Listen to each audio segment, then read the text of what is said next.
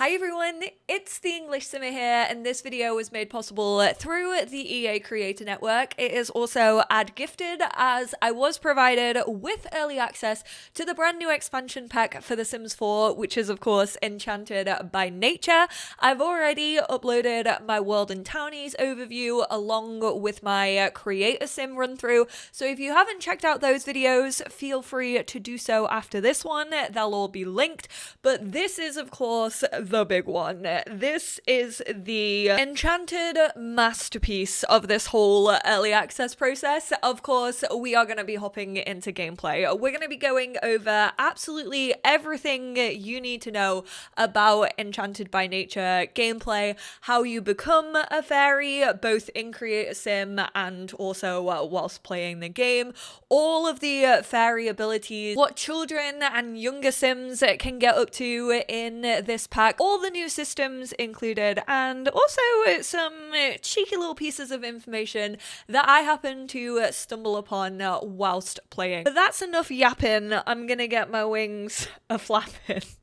Why did I choose to start this like that? This works like any other occult in The Sims 4. You can make them in Creator Sim from the get-go. If you also make a human sim and you're like, actually, I would prefer them to be a fairy, we now have the option. You can link both your human form and your fairy form, so whatever changes you make on your fairy form will be available to your human sim. But what if you don't want to make a fairy in Creator Sim? What if you actually want to play the game, you want to experience being a fairy? You can of course choose the new aspiration, which is fairy stories, and that will start you on your road. The first goal will be to become a fairy. You can research becoming a fairy. You can do this in the Mossveil Fairy Hub, which you will find in the center of the Everdew neighborhood. You can also find other fairies floating around Everdew or Spruceberry Grove, and you can ask them how you become a fairy. You can also research becoming a fairy on the computer. But this research will lead you to a fairy seedling, and you need to come across this fairy seedling. So to do so, you can either ask a fairy that you may know. If you don't know them, then you probably won't get lucky, and they'll be like, sorry, I don't have any seeds to give. I don't think you can ask fairies who already exist in your family. However, if they do have the power to turn fairies into other fairies, which is available at level 5 of being a fairy, they might actually be able to do that. But I didn't see the option of like asking anyone to turn me into a fairy. Obviously, if you already have one in your household, you know they're a power level 5 and you have that power available, you could obviously just click on that sim and choose to turn them without going through all of this. The easiest way to come by a fairy seed though is definitely to order it off the computer. I think it costs about like 1,500 simoleons, so it is a pretty hefty fee, but it is instant shipping. Land in your inventory straight away, and with that fairy seed, make sure you keep it in your inventory. Don't be like me, don't try and place it on the ground to then plant it the way that you like plant harvestables in the game. Keep it in your inventory and then either click on the ground or click on one of the new pots or a planter and then choose to plant the fairy seed. It's its own interaction. Do not take it out of your inventory. Do not come to my town because you will lose access to it, and it will say that your sim doesn't own it even though you literally just spent 1,500 simoleons on it. Then Mother Nature will appear. She'll just go poof and you will be able to talk to her.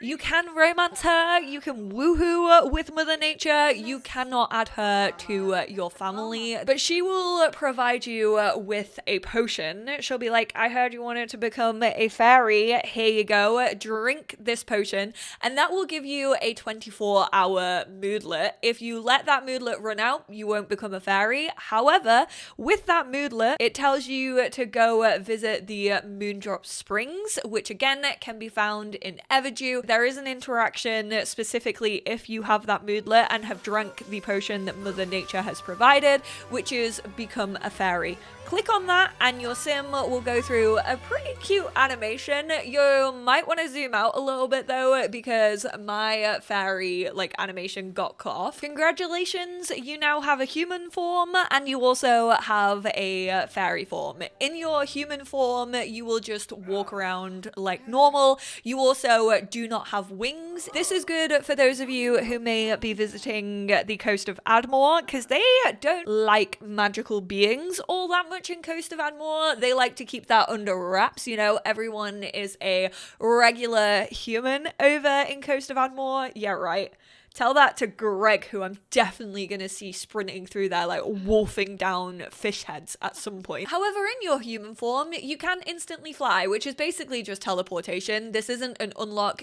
Any fairy can do this from the get-go. Just click on the ground, choose to instantly fly. You will teleport over there with some like fairy dust and like sparkles surrounding you. But if you do want to see your wings, if you want to hover about instead of walking everywhere, you can reveal your fairy form. That is when your wings will sprout. There is also an option to have a fairy form without wings, so you can still be a fairy, you can still like hover around, but you don't have to have wings. There's a no wings option in Create a Sim, and also if you're just not feeling your wings anymore, you can just hit cancel on the wings that you have chosen in Create a Sim and you'll just have no wings. You can also disable flying but keep your wings out just in case you want to walk with your wings. But now that you have wings, whenever you choose to fly here, you will hover around. You still have the option to fly instantly, but that gives you like the animation of flying. There isn't an option to change your flying style. Pregnant Sims do have a new animation though. It's really, really cute. When they have their bump, they look a little bit wobbly. Like they look like they're still kind of waddling as they fly. Like their legs move a little more and they will fly around with their hand on their tummy. There are 5 levels of being a fairy. They do have their own skill tree where you can master different abilities. So the 5 levels are faint, glowing, glimmering, brilliant, and radiant.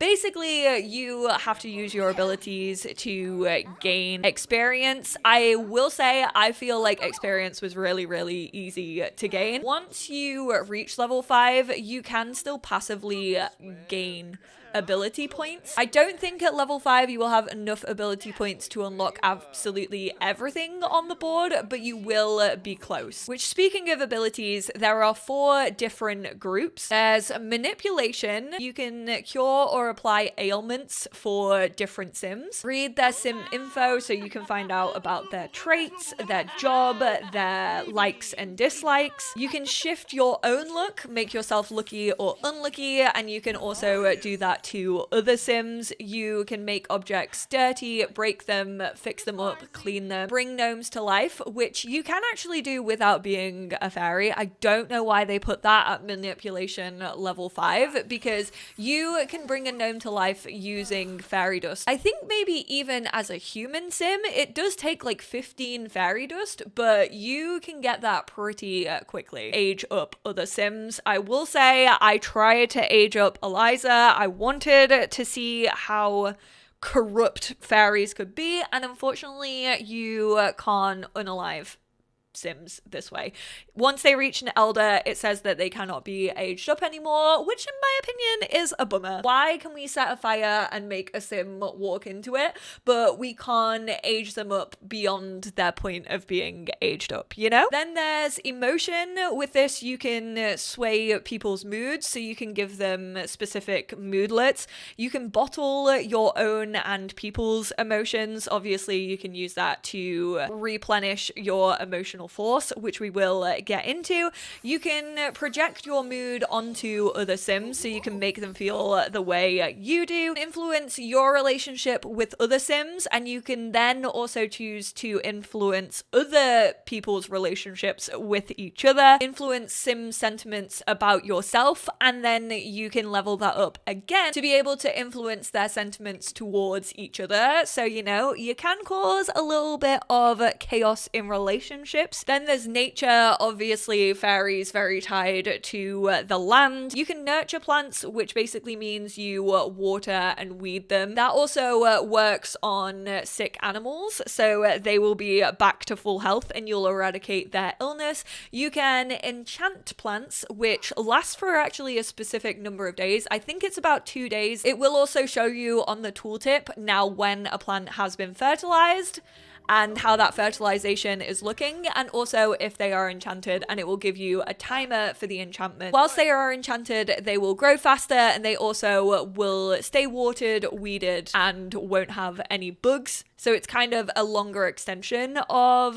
nurturing them. Duplicate harvestables that you can find more ingredients whilst you are foraging. You can summon an uncommon or rare seed into your inventory. Highlight harvestables, which this is something that I have been wanting to see. It definitely doesn't work as well as the Sims 3 version, where it showed you kind of all the collectibles that you wanted to find on the map. However, if you use this power, the harvestables in the current neighborhood that you are in will kind of have a sparkle around them, so you still have to go around and like look for them. I would prefer it maybe if you were just zoomed out, it would bring up like a tooltip the way that it did in The Sims 3, because that felt easier to find. But I know you can't zoom out as much in The Sims 4 that you used to be able to in The Sims 3 because we don't have open world. You still have to find the harvestable, it's just that little bit easier because there is a sparkle around it. You can make all nearby plants mature so that they are ready to bloom. You can also bloom plants around you. That does, I'm fairly sure, take up a lot of your energy,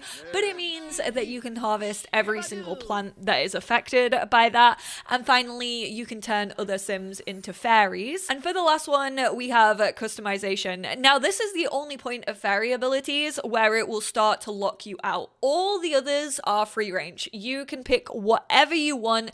There's not like a specific tier that you have to go after. I don't even think you need to get the previous one to be able to like skip one and then go to the next. But I will say in general, it doesn't feel like the powers are like, hey, you are distinctly like mischievous and causing mayhem, or you are distinctively like good with nature. That could be a good or a bad thing depending on how you see it. But the customization basically links to like emotional force and how you regenerate. If you choose the left option, you won't be able to choose the right. Grow your emotional force based off good interactions, so like friendly and funny, or bad interactions like mean and mischievous. You can make it so that your relationships are more tumultuous and your fairy abilities actually affect your relationships more, or they don't affect them at all. When you absorb emotions, there are actually strong emotions that you can absorb.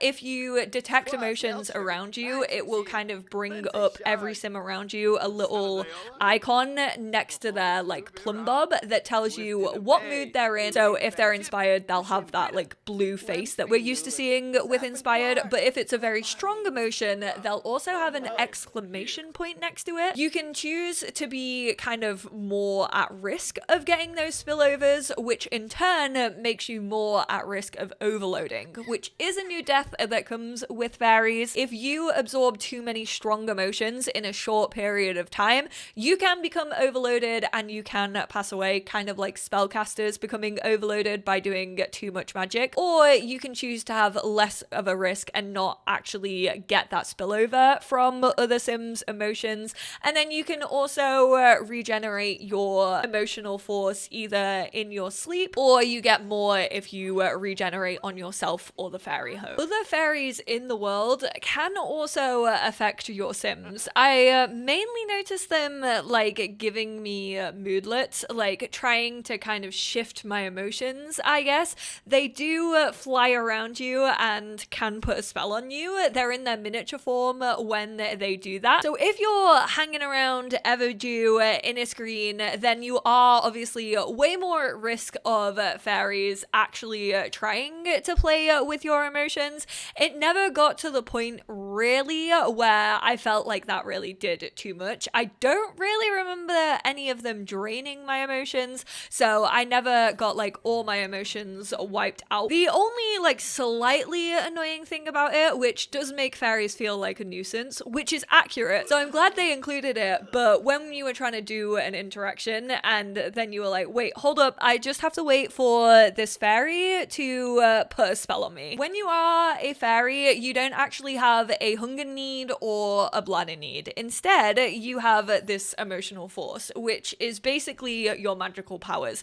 You've got to keep an eye on this need because it can drain over time. Obviously, it drains at a more accelerated rate if you are actively using your abilities. Some abilities have more of an emotional drain. Obviously, they're more powerful spells. And once it reaches a certain level, you won't be able to use some of your abilities because they'll need more of an emotional force than your sim actually has. I found this was super easy to keep in the green. Honestly, fairies themselves will want to keep that in the green. So even if you're not really paying attention to it, if you have full autonomy on, they will go to the fairy house and regenerate, or they'll absorb someone's emotions, which helps them regenerate. Just a quick note, when you do absorb a sim's emotions, they will left be feeling like no emotions, barely. They'll have like a fine emotion where it's just like, yeah, everything's fine. My emotions are just like non-existent right now. Feasting on emotions isn't a power that you can unlock. That is just unlocked for every fairy from the get-go, because obviously that is a way to keep your emotional force up. So that's like a default that everyone can do. But you can also keep that up by drinking emotion potions. You will have emotion potions in abundance. Like I said, there's a couple of powers, which means that you can take emotion potions from other sims or from yourself, and then you can drink those whenever you feel like it. You can collect them from one of the new harvestable plants that we have in this pack. You can also get them by doing fables. You can use regeneration as a self interaction, which basically just means that you harness some like power and that will bring you some emotional force.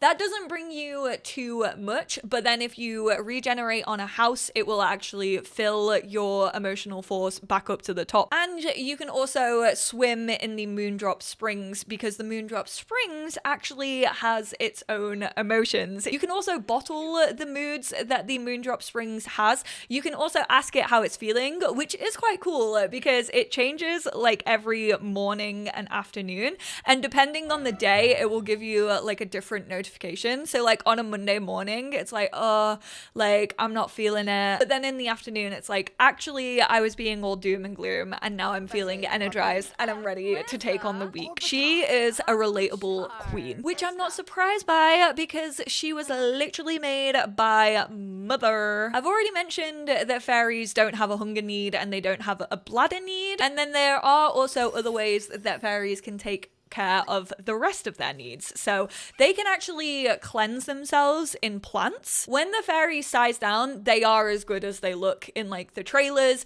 They are the best looking fairies for sure, I feel, that we have ever had. They're not just a ball of light like in The Sims 3. They are miniature versions of themselves, wings included, as accurate as you made them in Create a Sim, just a smaller version, which is so cute. Would you still love me if I was a fairy and you could put me in your pocket?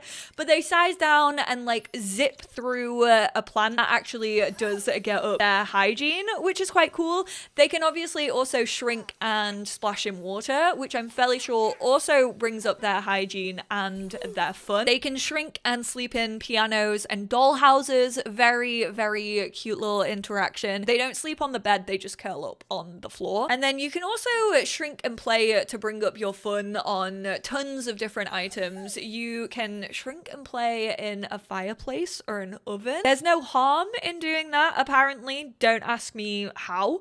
Kind of wish there was maybe a little bit of consequence to that. Kind of wish they could potentially get singed. They can also like play in dresses and toy boxes. You don't see them when they're doing the shrink and play interaction though. They will just like go into the object and then the object will have like sparkles. They also shrink and go into the rabbit hole when it comes to the fairy houses. Pretty much exactly the same way as The Sims 3, apart from the fact that that instead of just like sleeping, you can regenerate your emotional force on it. But you can choose to sleep in it because they do have a normal energy need as well. You can also throw fairy parties, which, little throwback to The Sims 2, it will play The Sims 2 DJ booth music, which is really nice to hear. You can actually shake these to collect some fairy dust, and you can also bathe in those fairy houses. For human Sims, they can actually tell fairy tales to the fairy houses, which I think is a cute little interaction. Doesn't really do too much, but they pull out a book and like start reading to it. I think potentially as a fairy, you can shrink down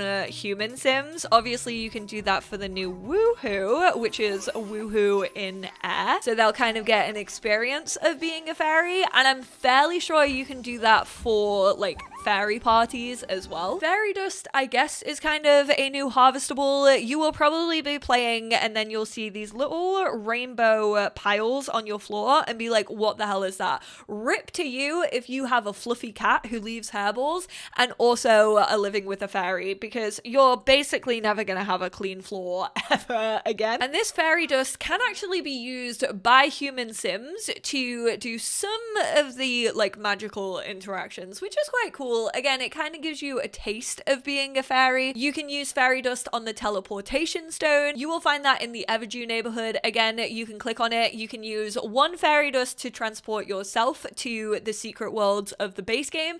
Those are both Sylvan Glade and Forgotten Grotto, or you can use 2 fairy dust to take you and another sim to those. So no longer needing handiness level 10 for Forgotten Grotto, which is wild. You can enchant plants using fairy dust. I think that might take 5 fairy dust, but again, don't quote me on that. If you live with fairies and they shower, either in bushes, in the fairy house, or in actual showers, you will see a collection of fairy dust around those objects. Sometimes they can also just like shake the fairy dust off them and it will leave a pile of fairy dust. You can click on those piles and you can collect all piles.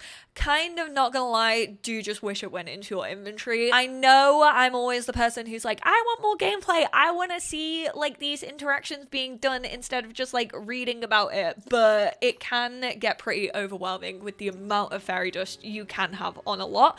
And then actually at the Everdew Mossveil Fairy Hub, you can collect a ration of fairy dust, which is 5 fairy dust piles a day. After the first day, fully forgot about that. If you're a fairy, you're gonna collect more than that anyway. I've already talked about one of the new deaths, but there is a second new death to fairies, and that is death by emotional force starvation. This is when you're not filling up your emotional force. Both of these deaths are actually quite hard to acquire. With the overload, I imagine if you do have the power that lets you detect emotions, and then you also have the one that makes you a little bit more affected by spillover, then you can play it in a way where you can just absorb the emotions of the Sims that you know have really strong emotions, and that would probably quicken the overload. I did try to do it a couple of times, but I just couldn't find enough Sims that had like strong enough emotions, which, speaking of,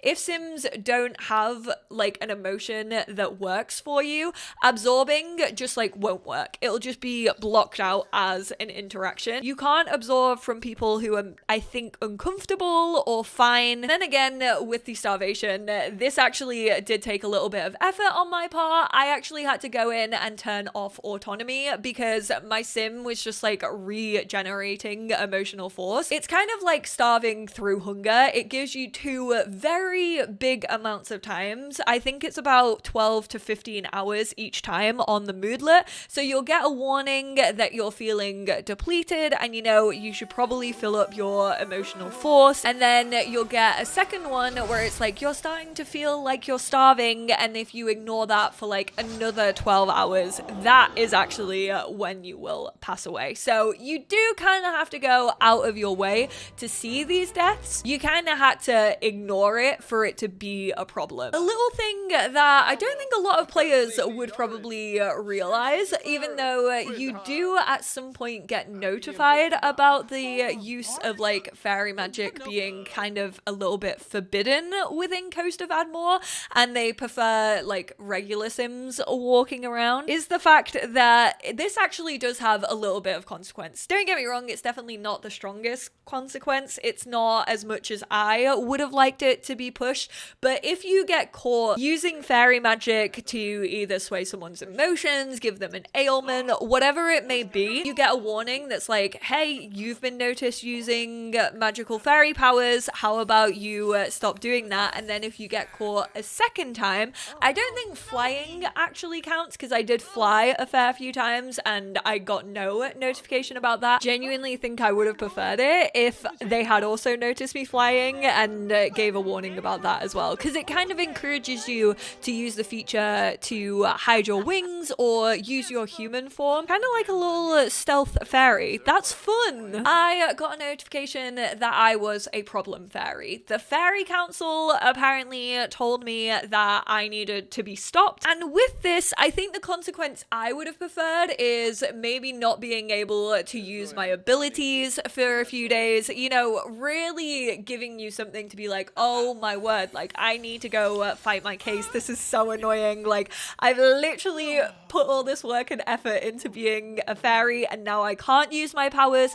But unfortunately all that does is gives you a little trait called problem fairy, reminding you of what you have done and the consequence you're facing. I didn't have it on long enough though, because I wanted to obviously see what it would be like to appeal it. So I don't know if anyone like treats you differently. I highly doubt it. I feel like that kind of judgment isn't really coded into The Sims 4, even though I would love it, along with like a rumor system. Oh, delicious. But it just means that you can't go to the fairy hub and collect your ration. They just pause your ration, which means that you can't get the 5 fairy dust per day, which, like I said, by this point I wasn't even paying attention to the fairy dust, which is why I wanted the consequence to be bigger. You know, like how in Wells, how you can physically get like frozen out of being part of one of the packs? That to me is like the consequence that I wanted to see for fairies, not them just taking away something that I didn't even care about.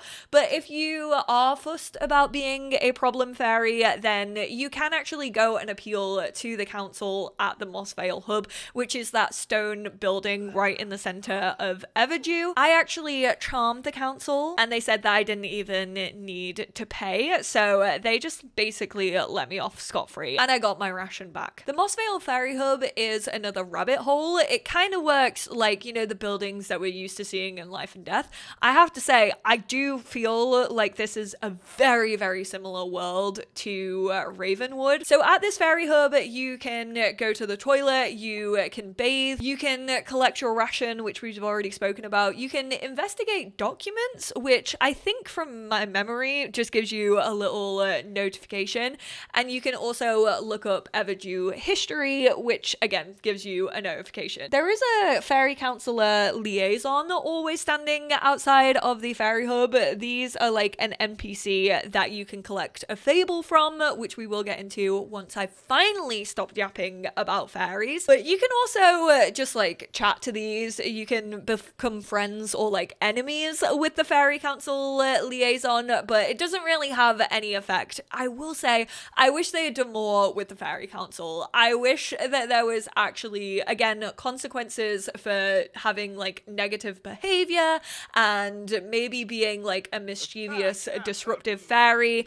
And I was doing an awful lot of mischief and didn't really hear about the council at all. You might actually get to hear about them more, like the more fables you do, but I didn't want to complete all of the fables because I was worried that I was gonna see them all. But I do think I did a fair amount of them, and I still don't really remember like the council interacting, which I feel like when you have like a fairy council and fairy courts, they definitely could have played around with that more. I know a lot of people have been asking about like limiting fairies and the settings. I am happy to tell you there is a setting where you can limit fairies to Innisgreen, just like you can limit werewolves to their world.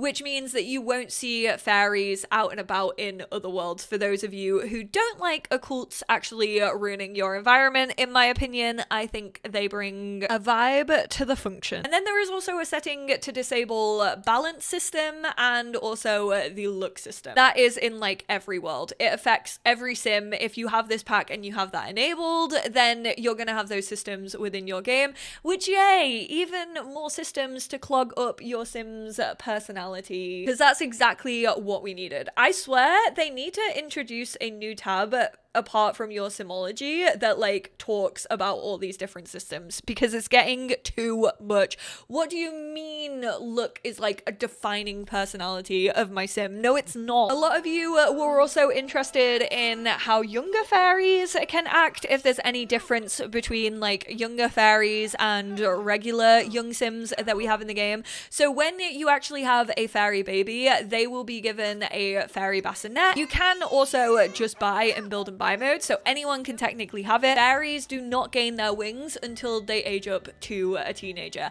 hence why we got like the fake fairy wings for infants, toddlers, and children on their outfits, so that they can pretend to be a fairy but they won't get their wings, or the emotional force needs change until they reach teenagehood. However, as I'm fairly sure even babies, but definitely infants, their hunger and bladder will decrease more slowly than regular babies. You can also feed an emotion potion to infants, so you can use an emotion potion as a bottle, which makes them happy even though they don't have an emotional force need. Kids and toddlers also have a reduced hunger and bladder need when they are fairies, but again they don't have wings, and their thinking and imagination skills will both go up at an accelerated rate. I didn't really notice many moodlets with my child about being a fairy, but as soon as my infant aged up into a toddler, they got angry, and that was a knock-on effect of them being a fairy, because they were like, toddlers who are fairies, obviously fairies are very emotional creatures, they thrive off emotion, and this young fairy is like trying to get to grips with all the big emotions that they're feeling. So they did just have an angry little moodlet. I don't think I noticed them like sneezing fairy dust at any point, but I did age them up pretty instantly, so I didn't really dig deep into that. Less about fairies, but I wanted to include it here. Whilst we're talking about younger sims, a lot of people have been wanting to know what kids can actually get up to in this pack. They can use the flower press, so that's a new activity for them. Instead of them getting another activity table, rejoice. They can also use fairy dust to teleport on the teleportation stone. They can also work on their natural living skill. They can obviously like talk to plants, because they can already do gardening within the game. They can't do apothecary, and there's not really anything else that's like specifically for children. They get a new dollhouse, they get a couple of new toys. I should also talk about the lifespans. Fairies do have a longer lifespan than regular sims. I moved a human like young adult sim in with a fairy young adult sim, and although my regular like human sim already looked like they had like aged a couple of days in the age progression, they had 26 days until aging up to an adult from a young adult, whereas my fairy had 37 days, which means they have an extended lifespan. They can still pass away. Fairies can also have high fae lineage. This happens when both of your parents are fairies. Also, a couple of townies have these, specifically Titania and Oberon and their child Mara. I don't think it's as in-depth as the spellcaster ones. I think the spellcaster one can range like over a couple of generations and kind of get stronger and stronger like as the bloodline goes on, whereas this is specifically if it's just two parents. But you gain fairy XP at a more accelerated rate, which of course in turn means that you're probably gonna level up faster. Also, if you are a mischievous fairy and you're doing like the negative negative side of your fairy abilities, such as giving ailments to sims, you know, manipulating their relationships or sentiments. The sim that you are doing that to can actually get a sentiment which is called Fey Foe, which just means that they dislike you. It affects you the same way that normal, like, negative sentiments affect you. But if you continue to do that, like, over a number of days and you give them bad luck, etc., they can actually adopt the fear of magic, which I'm fairly sure applies to, like, all other occults within the game. Whenever they're around an occult, they will run around in, like, a panicked mode, and they think about broomsticks when they're thinking about the fear of magic. So I'm fairly sure, even if it's not every single occult, spellcasters will definitely be affected by that. Bringing gnomes to life, I guess you can count that as being, like, part of a fairy, considering it is an ability that you can unlock, or you can do it with fairy dust. The glitch that you have been seeing in your game where gnomes, like, shake, that is bringing a gnome to life. It's just obviously something has gone wrong in the latest patch, which means players who don't even have this pack have been experiencing the gnomes moving. However, on top of the gnomes actually moving, they can teleport around your house. There are 4 different powers that you can bring them alive to do: to help with gardening, to help with upgrades and repairs, to clean, and also to protect from evil.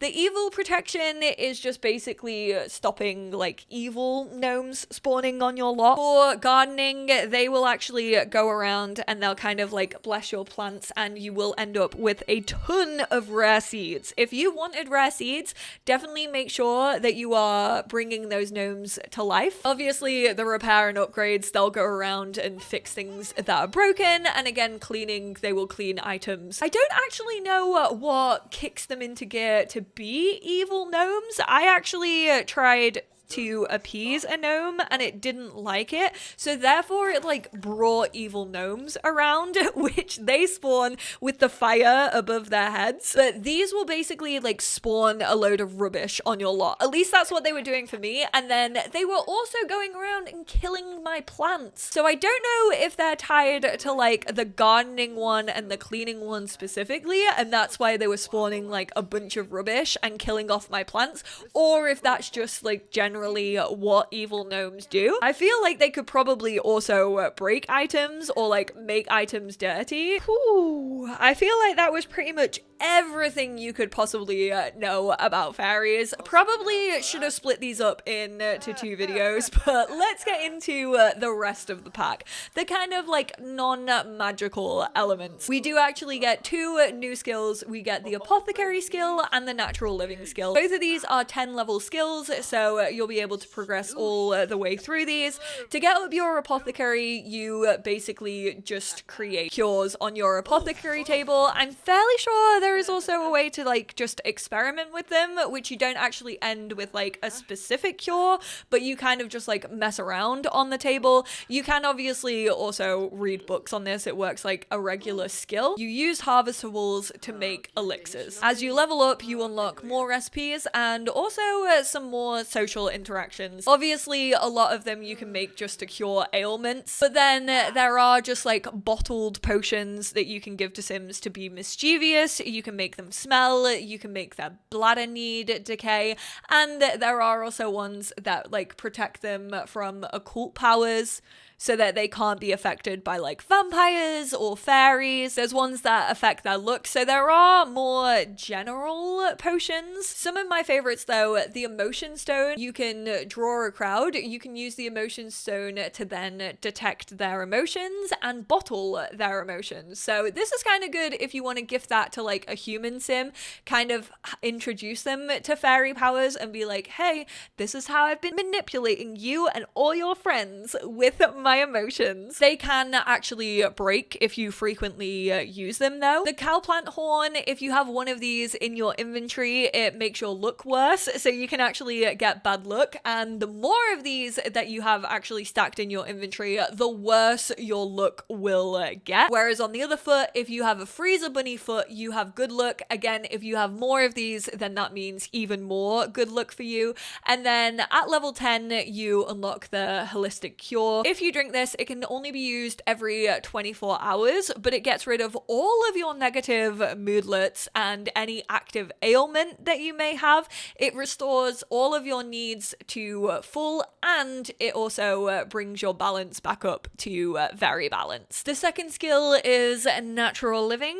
For all of you rags to riches players or people who just like a challenge, I guess it's a little less challenging now that we have the natural living skill, but this basically unlocks the opportunity for you to sleep outdoors, forage, bathe in open water. You can do all of those from the get-go. As soon as you do like one of those interactions, you'll start to build your natural living skill. However, until you start to get that skill up, you're actually going to be quite uncomfortable doing those things. Foraging is quite limited. All you can do is forage here, and so that kind of randomizes what you find. If you do actually have good luck, then you have more of an opportunity to find good things, like more rare collectibles, etc. At the second level, you can summon a privy bush, which obviously means that you can go to the toilet, because there's not a way for you to just, you know, whip out the shiwi and go to the loo wherever you want the same way that werewolves can. You do still have to have a bush that you can summon at any moment. I just think this takes away so much like fun and difficulty, and I know I don't have to use it, but I feel like I will at least use it sometimes, which is gonna like unlock these things. Vampires and fairies can't summon a privy bush because they don't have a bladder need, but even for stuff like Mount Komorebi, like Mount Komorebi scaling is gonna feel so easy now if you have the natural living, because it's just like, great, I never really have to worry about my needs ever again, because there's always a way to fix those. But I know that some people are gonna like this, and you know what, I will put my big girl pants on and I just like won't choose to play with it. I will just still use my realism for the challenge, because that's the gameplay that I prefer. At level 3, you can actually forage plants, which means that you are able to eat those plants. The higher you go up in this skill, the more that harvestables will actually fill your hunger need. At level 5, that's when you can eat the frogs that you have discovered. You do just eat them raw, no cooking necessary. Oh, at 2, you can gulp fish without cooking. At 5, again, you can forage collectibles, so that's when it starts opening up more of the choices of being able to forage for different things. You can also talk to nature to help get up your social. At level 6, you aren't affected by extreme elements, so I don't think you can freeze or burn to death. You can't like overheat if you have The Sims 4 Seasons. It also unlocks good sleep, so you finally start feeling restful when you're sleeping outdoors. And then I think it's at level 8 maybe that unlocks meditating. It could even be level 6. It uses the same animation as Spa Day, but it's basically just like a little interaction that makes you feel uncomfortable until like level 9, when you actually get good at meditation, and that brings your balance back to being balanced. One thing I will say about foraging, I don't particularly like this animation. I wish that you forage like multiple times over. I wish that it worked the same way that beachcombing does in Island Living. Basically, when you click the ground and you choose to forage, either like forage here or forage for a certain like food, harvestable, collectible, whatever it is, you will just do that once. Now, the more you go up in the natural living skill, the more items that you can find. Again, having good luck also can lead you to finding like multiple items, but you can only do that interaction once. You have to queue up a fair few number of these if you want your sim to like continuously forage. I just wish it worked that you did it like maybe 3 times over and you could just cancel out of it when you wanted to. Having and working on the apothecary skill is obviously going to help the new career, which is naturopath. I don't know why apothecary and naturopath are so hard for me to say, but this is a cool idea for a career. I actually really like the system that they used. They should have used this system for Lovestruck for the like love counselor therapy career. It would have worked perfectly. I basically did that, so you're welcome, Sims team, for the idea for one of these types of careers. Yes, I am taking credit for that, even though I didn't code anything and I don't know anything about game development. But you can have this work like a traditional career where you can just send your sim into work and they can go off lot, they can go into a rabbit hole and, you know, do the work that they need to do. You can also choose to work from home, which just gives you a daily task like any other work from home job. However, at level 2, the option actually unlocks to have a client visit your home lot. And this is what's different about that career, because they will physically come over to your house, they'll knock on your door, you have to greet them, which for those of you who don't like your relationship tab being cluttered, this probably isn't the career for you, baby, because you are going to have to get to know so many sims, and you're going to have to get to know sims who have ailments, which in turn might give your sim an ailment. So, you know, if you're not liking the germs, this might not be the one for you. Unfortunately, it is only one client per day. I kind of wish that you had the opportunity to have as many clients as you wanted, like obviously one after one another, but once you are done with that one client, your day ends. Now, the first one that I didn't actually conduct the client intake as like the first interaction, which you probably should do, because that's the one that kind of gives you the introduction to the sim. And then you'll get a notification being like, hey, I don't feel well, like this is the situation, this is what's going on. Whereas I just like dove straight into doing the other tasks, and whilst that still I feel like helped and obviously got up my job performance for the day, it meant that I was like locked out on a couple of like the options, such as actually diagnosing them. So I would always suggest maybe doing the client intake first, getting their backstory, and then you can start to like test them. It works the same way kind of as the doctor career, or if you've ever done one of the temples in Dorada, you know, when you have these choices and you do activities and then it reduces the number of options at the end, the more investigation that you do, the easier it will be to choose, because you'll have fewer options to like diagnose them with. Because ailments do actually have specific skin patterns and they usually are rashes on the skin, you can very easily tell what people have, especially if your sim has had like a lot of ailments. Like someone showed up and had the look ailment that my sim literally just had, and I was like, oh yeah, that's look magnet. Like, I actually realistically don't need to do any of the other things because I already know, and I don't even think that it really affects your work performance that much, because if you get it correctly, you still get paid the same amount. But I didn't do in-depth testing, so maybe try and get it like all the way up to like gold performance before you give them the diagnosis, just in case that does give you like more work performance towards promotion. Once you've actually diagnosed it, you can either create a cure if you haven't on the apothecary table, if you don't have it in your inventory already. If you do already have it, you can just hand it over to them. When you choose to give them a cure, it actually comes up with like a drop down menu of all the cures that you currently have on you. So technically you can give them the wrong one. Remember to choose the correct cure, because if you don't, they will get angry at you and be like, this clearly wasn't right, and then they will dock your pay. I didn't speak about this when I was talking about the apothecary, but you can actually buy certain apothecary ingredients on the table. You can also, I think, store some apothecary ingredients on the table, kind of like you can store crystals on the table in Crystal Creations. Then the other apothecary ingredients are things that you will find around the world. So they're plants that you will find in Everdew, some of the new harvestables, which there are 3 new plants. I think fairy dust might even apply in some of the recipes, and then just generic harvestables that we've seen like parsley, spinach, etc. You can also forage for these. Once you've got your natural living skill up, you can specifically sort out apothecary ingredients whilst foraging. You can also receive them as results of completing fables. And then once you start to level up in the naturopath career, you can choose from becoming a life coach. I don't actually know what that entails, as I didn't didn't choose it.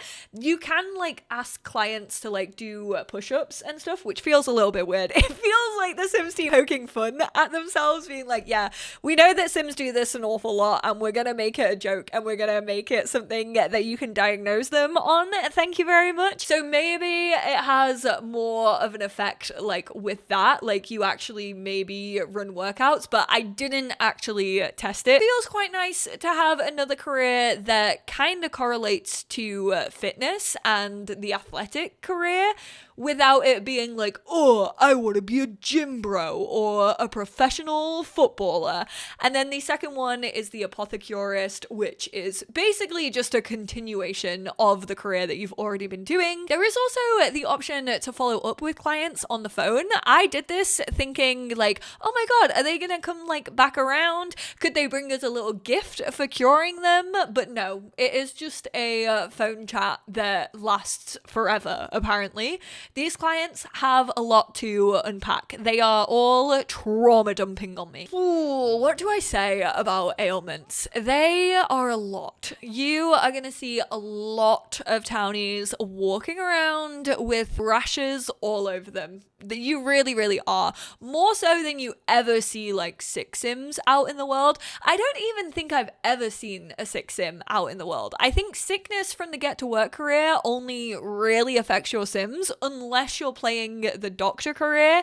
Of course, then you will start to see sick sims. Whereas with the ailments, people will just wander around freely with ailments and townies get them frequently. Your sims will also get them frequently. I know people have asked me how I feel about the balancing of ailments.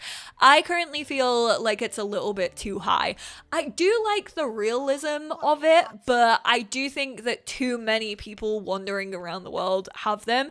And I do even think that it's a little bit high for your sims to contract them yourselves. You can fix it quite easily. Obviously, if you know the apothecary skill, you can just make your own cure. You can also like wait it out for the 2 or 3 days. You can also choose to visit a naturopath using your phone if you want to get rid of an ailment. I'm fairly sure that will cost you, and I'm fairly sure it is a rabbit hole. I guess you could maybe go and buy a cure from Todd's stall if you wanted more realism instead of just like visiting someone on your phone. You can also ask a fairy if they have the ability to cure ailments. And apparently at the Moondrop Springs, you can manifest a relief for your ailments, which again, I actually didn't do, but the Moondrop Springs, damn, Mother Nature said she messed up when she created that. I actually think she popped off. But the way that you can track these ailments, you can actually get them from other sims. So if you are interacting with people who have ailments, the likelihood is you're probably going to end up with that same ailment because they will sneeze on you, they will touch the same things that you're touching. So I like the realism. There's also not a way to turn off ailments in the settings. So this is kind of something that you're just like stuck with. As soon as you become very imbalanced, you will get an ailment if you don't already suffer from an ailment at the time. You can also get them from using toilets away from your home. And I mean, you're living off the land basically at some points of this. Using the toilets in the fairy hub, using the toilets in the museum.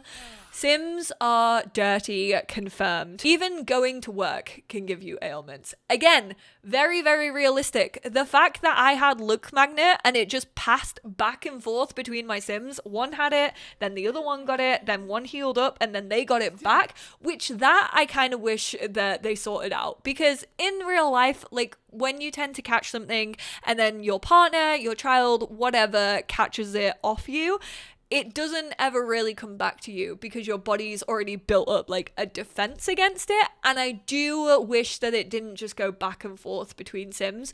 I think it only happened like 3 times. Just to give you a couple of examples, I obviously didn't see every single ailment. I saw a lot of people with like the stone, which I think is like the emotional rock one, but I actually didn't suffer from that.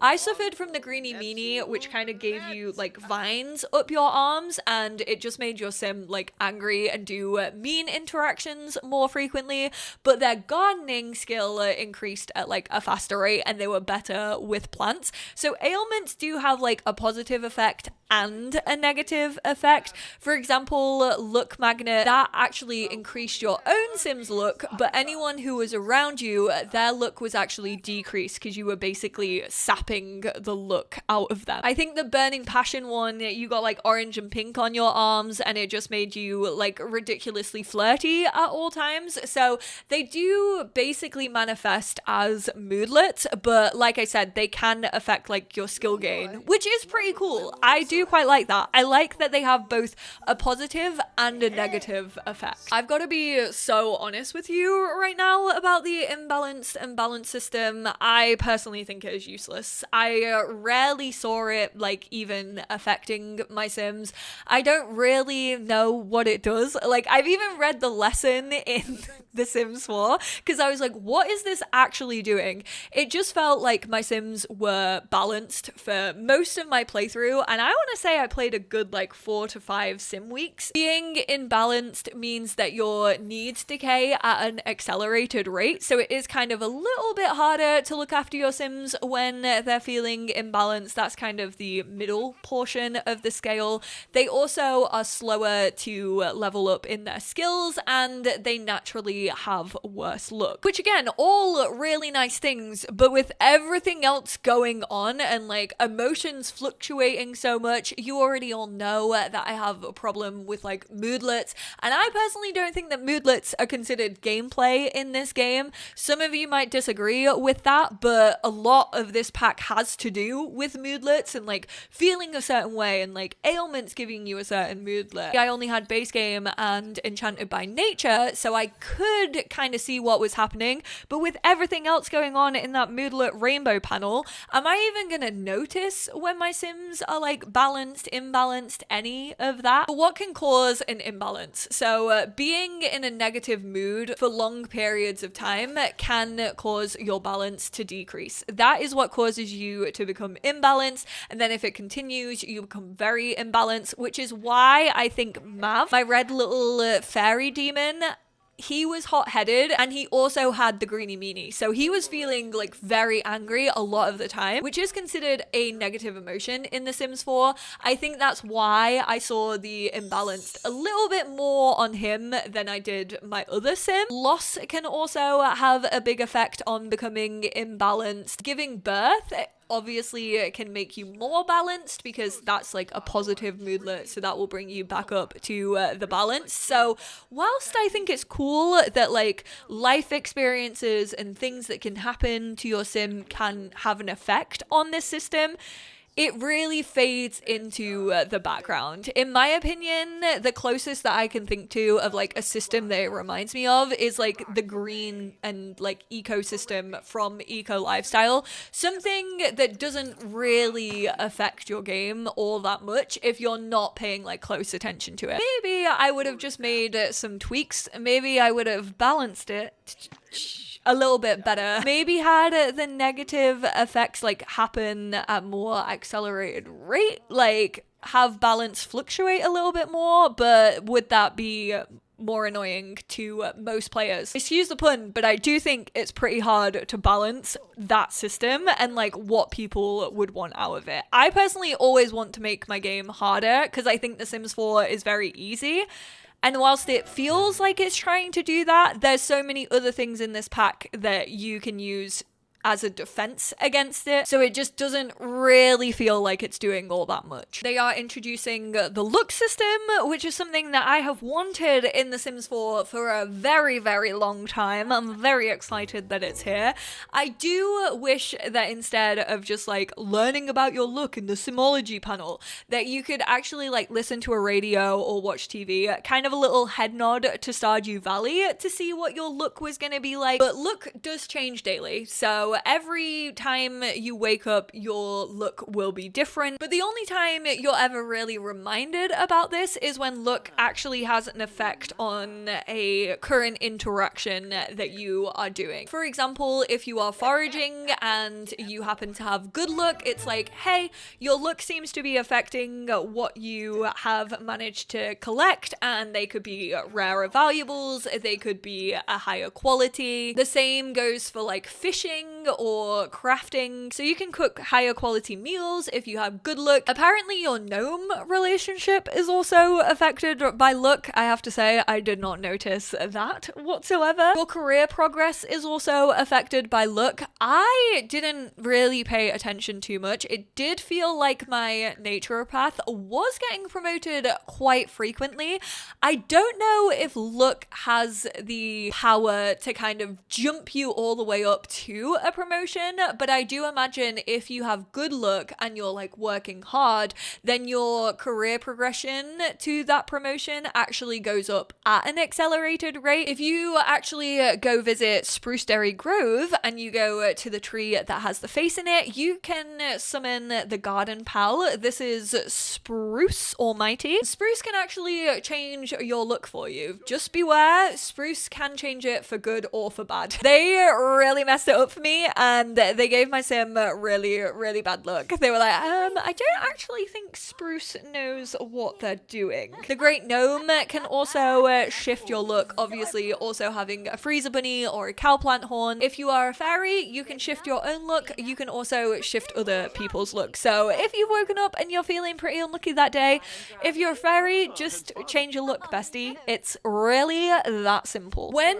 this pack fully comes out, I kind of want to do like deep dives into actually all of these systems. Like I want to make a video on each of them to see the effects when I'm actually really, really focusing on it, rather than just kind of playing the game and seeing the pop-ups. But it does show that for the majority of players, these systems are going to be working in the background, which I do think is quite nice that you don't really notice them, but they're still working. Also so interested to know if luck can affect like winning the lottery in seasons. That's all I wanted from luck, to be completely honest, because I still haven't won the lottery. And how many years has it been since that expansion came out? I also wonder if having good luck makes like socials such as romance easier or harder. In each of the neighborhoods, they do have a community board. They bloody love a community board these days. I swear, ever since like Snowy Escape, they've given us a community board in so many packs,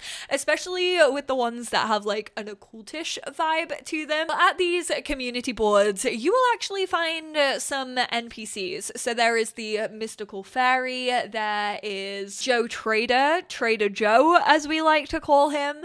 Obviously, I've already spoken about the fairy liaison. You can also talk to Todd at his stall. These NPCs can give you fables. Spruce can also give you fables, as can the gnome man who resides in Coast of Admore. These fables are basically like Finchwick favors. They are little fetch quests. They ask you to like drink a specific apothecary potion that you have found, or find this ingredients, or go deliver this to this person, and progressing through these fables will actually unlock some lore. Lore is actually now noted in your notebook, so you can open up like the fables that you have done and you can kind of see the story. I know that Greg got a mention in one of the ones, which was more about like the boy who cried wolf. You can also solve riddles. I found that Spruce Almighty's was quite fun, although with the Spruce Almighty one, it was like these mushrooms are giving you riddles, but any answer that you choose is the correct answer, which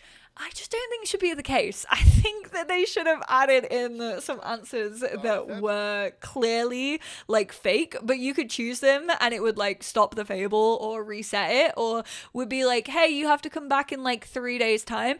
This is what I mean. Like the whole pack just felt so easy. Like the main systems make it feel easy. Feels like it's skewed quite young, and I didn't want that from a fairy pack. Like obviously I wanted the mischief mischief, but I did still want like being punished for the things that you had done, or being able to be really mischievous, even just like not being able to age a sim up through to death. It just feels very watered down. They're also missing like kind of like darker fairy magic, but I'm getting off topic. You can now go into your notebook and you can see lore from items that you look at around the world, or the fable stories. They all give you like little stories to read. I think there's probably about the same amount of fables as there are Finchwick favors, and you can check your progression in your career panel. You can also trade items with these NPCs. It is under friendly, hobbies, and then trade item. They're all looking for something specific. If you don't actually have the type of item that they want, they're like, oh, you don't have anything to offer me, you're trash. Like, go and find something else. I went up to the liaison, who did actually change a couple of times. They were like, the Fae children aren't going to be happy with what you currently have in your inventory. So I was like, oh, children, what do children have to do in The Sims 4? Play with toys. The only thing that's available to them. So I got a toy, and then I was able to trade that to them, and they will give you ingredients, collectibles, like pretty much things that will probably help if you're into apothecary or into the career. If you do have something that they want, it will just come up with like a drop down menu of something that you can choose. When I asked about trading, he was like, don't worry, we'll give you hints. And it's like, oh, you just like full on told me basically. Although some people might not have been able to make the connection between like children of the Fae and wanting a toy. So I guess there is a little bit of like mystery and like figuring out to do. On both the townies and these NPCs, you can also click to hear their tales, which again gives you a little bit of like extra info on their backstory. It works like San Sequoia Secrets. As you are starting to befriend someone, it's pretty base level, you know, something that you already know about the game or about that person specifically. But the more you actually grow your friendship or your relationship with them, they will actually start to open up and tell you more. So, for example, in my townie overview, I said I didn't know the beef between Joe and Nadia, but now that I have befriended her, yes, maybe using my magical powers to get a little bit of friendliness there, we became good friends, and she trusted me with telling me that Joe is her ex, and she does not trust him.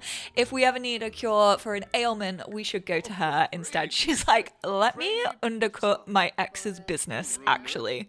And you know what? I trust her more. I go over the traits and the interactions that you can do due to those traits in my Creator Sim overview, but one that I wanted to point out, it is just a little like cosmetic thing. I don't know what they base this upon. I don't know whether they base this upon the lore of a sim, or maybe the traits of a sim, or their mood. If you have a mystical sim, you can actually read other people's auras, and you'll just get a cute little notification that kind of gives a summary of that sim and how your sim actually sees them. Speaking of harvestables, there are 3 new plants. There is the aura blossom, which can actually affect the aura of sims nearby. I think that can like change the mood. I think that's what it was getting at, or at least give you like one moodlet. I noticed that every so often it would like pulsate, but I never really noticed the effect that it was having, because let's be real, there's already too many moodlets in the game. Then there's the moody shrub, which is kind of like a spiral plant. You can actually bottle emotions, so you get emotion potions. That's kind of the harvestable. From the aura blossom, you just get aura petals when you harvest it. And then finally, there is the lightning root plant. You can actually connect this to your power grid. So those of you who live off the grid, this plant is actually really cool. It's shaped like little lightning bolts. Again, you can just harvest like the lightning bolt leaves off it, but you can connect it to your power grid, which will help you save money on your bills. However, it can also electrocute you, and I mean electrocute you to death. If you get electrocuted twice in a row by this plant, you will pass away. There is also a new collection of the apothecary ingredients. You can find these by foraging for apothecary ingredients, buying them on the apothecary table, and also having them as a reward for completing certain fables, which the fables will tell you what you are likely to get as a reward upon completion. And you can also buy ingredients from Todd's apothecary shop, which can be found in Spruce Dairy Grove. I know I've spoken already about enchanted plants, but I really quickly also want to talk about pixies whilst we're kind of on the topic of gardening. Pixies are just like glowing orbs. All they do is stop you from interacting with a plant. So they'll just like fly around like a group of plants or one specific plant. You can just gently shoo away the pixies. They will leave and you can just continue gardening. Realized I have missed out on the houseplants, so real quickly, if you place a pot too high for your sim to actually be able to interact, the tile when you go to place it will turn orange and you won't be able to put it down, whereas it will be green and you'll just be able to place it normally if it is at an okay height. So these actually have to be rootable for your sims. It was like looking in the mirror, my sims fully forgot about their indoor houseplants and they died. They can die pretty easily. They kind of get sickly once they start to like need attention. All they need is watering. You don't need to spray them for bugs, which isn't realistic because houseplants, I swear, get bugs more than outdoor plants. And you also can't fertilize them. You also can't like take cuttings of them to propagate them. I don't know if they can grow. I don't know if they can get any bigger. Unfortunately, mine didn't live long enough to even see that if that was an option, so I do apologize that I can't talk about that. But you can mix and match pots. So basically you can buy the pot and then you buy the plant separately, but the plant has to go in a pot or a planter. I don't know if you can grow them on the ground. I didn't actually test that, but I do also know that you can take regular harvestables. For example, I know some people want indoor strawberries and you can put those in the new pots that can then go on like tables and stuff like that. So really just an easier way for you to also bring the outdoors in. Poor plantsims. I was expecting so much from them and they're still stuck with that tacky green mohawk that they've had since the very beginning. You can't have plantsim babies. They're technically still not their own like fleshed out occult. They are getting a couple of updates specific to this pack. It's not like a base game update. They can refresh the life force, which I think this is the one that people are going to get the most out of. That was the most powerful. Basically, you have 5 days to be a plant sim. When it gets to about 2 days, you can replenish your life force and that will reset the timer and you'll just continue to live as a plant sim really for as long as you want, as long as you keep refreshing it after those 5 days. You have nature's breath, which can bloom plants. I think this actually went bad in my game and it didn't help a plant. It absorbs solar energy, so you can basically take a little bit of energy from plants for your need. Plant sims are everywhere in this new world. They do walk around a lot. You can give sims a poison kiss, which actually brings on the green meanie ailment. Praise Spruce Almighty for bringing you to life as a plant sim. They did actually birth you. Story is actually quite sweet. Basically, they made them to impress Mother Nature. They have a little bit of history together, and apparently they're both just like chaotic because they have both done something to like mess with the environment. She like poured her heart into the Moondrop Springs, which means that snow doesn't stick in Everdew. I think that means it's going to snow in the other two neighborhoods, just not specifically Everdew, and being in water actually helps out with your water need. I would have been happy with plant sims if they would have just let me change their hair. Please. Also, fairies cannot be plant sims. You cannot have a hybrid. I tested it. Eek, I feel like I'm gonna break some hearts with this one. I'm so sorry to everyone who is excited for the nature press, but gonna be so real, she's not that good. One, it's just like a really quick like animation that your sim can do. They basically just like sprinkle some flowers on, they close the lid, they press like for a second, and then it's done. Like you have a print or a candle in your inventory. There's absolutely no skill tied to the flower pressing. Everything that they can make is unlocked from the get-go. The only thing from stopping you from making those things is the fact that you actually need the ingredients ingredients, and some of them are a little bit harder to come by. Obviously, they want you to forage, they want you to work on your natural living skill, they want you to get out and explore the world. The candles don't burn down. I don't think that's going to change even if you have eco lifestyle.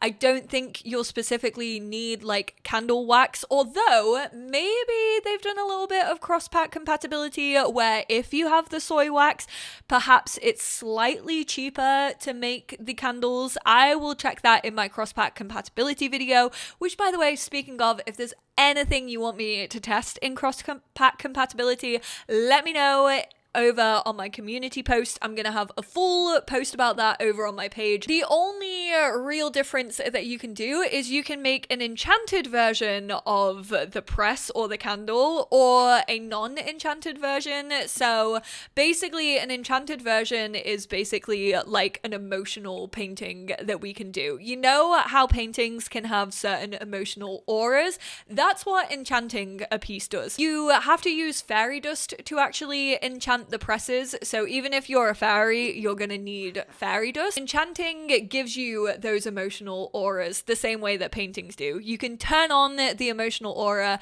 I actually only compared like one of these, and it was one that my child made, but her enchanted version made her have a happy moodlet, whereas the regular one was just like regular decor. I will say I do quite like the prints. I think it's fun that you can decorate your home, but they aren't like a new collection or anything like that. The only new collection is the Innis Green ingredients, so it's not as in-depth as I know some of you were hoping it would be. I kind of wish that it was just like maybe a 5 skill level. I do think that would make it like even just a little bit more fun. I know the animation would be the same, I know the end result would be the same, but at least you wouldn't have the option to do everything all at once. I know loads of people were asking me if like fairy rings were a part of this pack, and there is a fairy ring in Spruceberry Grove, so you can stumble upon this. You can't stumble into it, you can't like enter the fairy circle by accident or anything.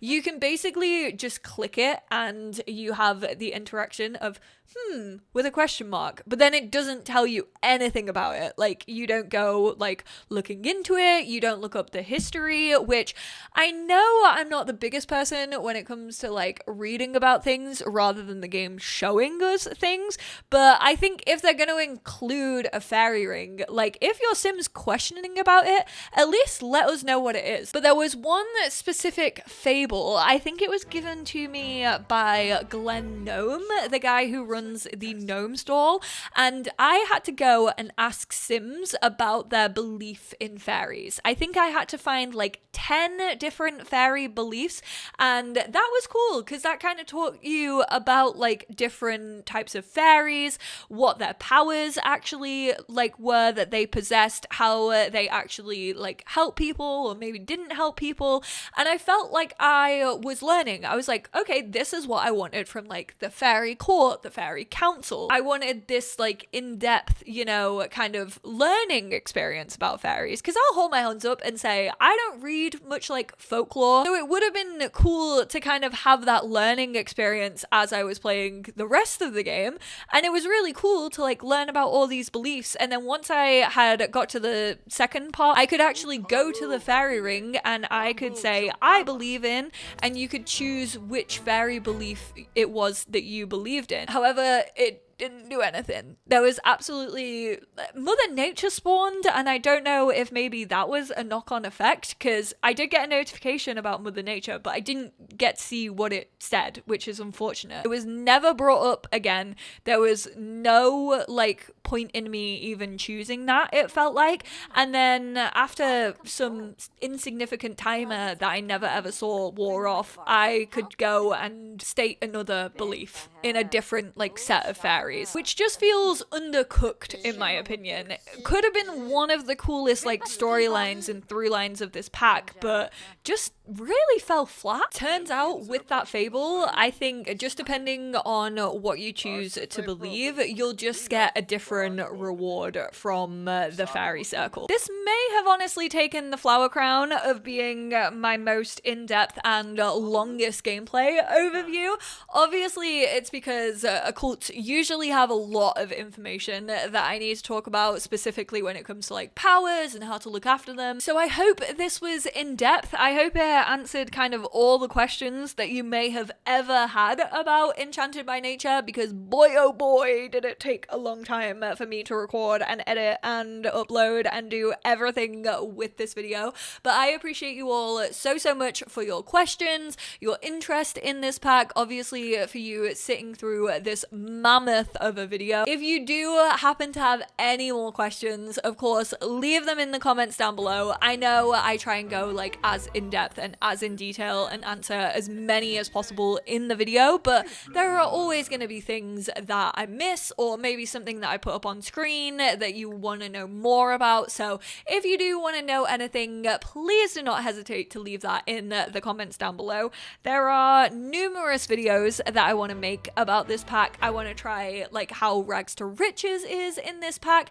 I honestly kind of want to do a tier ranking on the fairy powers so that you have a more in-depth video into like all of the fairy powers and them actually in action. So if there's anything that you desperately want to see more of, more information on, more just like in-depth videos about, let me know. Big thank you to EA for once again giving me the opportunity to capture during early access and for frying my brain. I know I didn't really talk too much about my thoughts and feelings in this video. I like to do that in a video that I like to call Should Blank Be an Expansion? So expect that video hopefully sometime next week, preferably before the actual release. So definitely keep an eye out. It might go up the day of the release. Turn those notifications on if you want. Drop me a cheeky little subscribe. God, I haven't said that in years. I haven't heard the subscribe button in years. I'm gonna go. I am going on with myself. I appreciate you all, and I will speak to you all in my next one.